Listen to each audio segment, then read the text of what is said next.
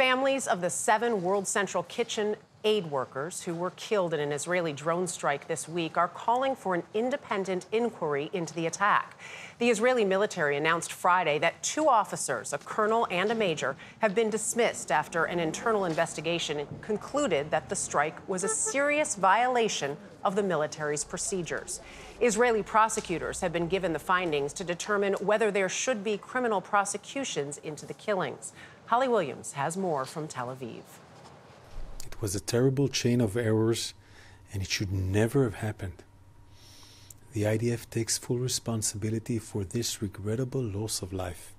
The Israeli investigation found its military mistakenly believed that Hamas militants were inside a World Central Kitchen vehicle after misidentifying an aid worker, likely carrying a bag, as a militant with a gun.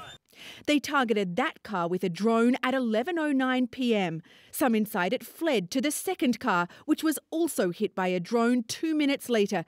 And the same thing happened with the third. An attack lasting 4 minutes, killing all 7 aid workers and in breach of the Israeli military's standing operating procedures. The soldiers conducted the strike without any awareness that these were in fact WCK vehicles.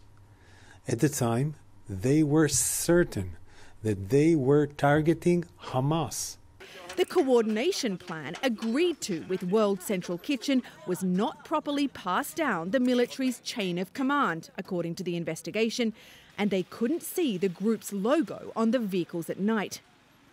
In a phone call between President Biden and Israel's Prime Minister Benjamin Netanyahu on Thursday, the president told the Israeli leader the humanitarian situation in Gaza is unacceptable, saying US policy on Gaza will depend on Israel taking steps to reduce civilian harm and addressing the safety of aid workers. Shortly after that, Israel said it would increase aid deliveries to Gaza, including through the Erez crossing.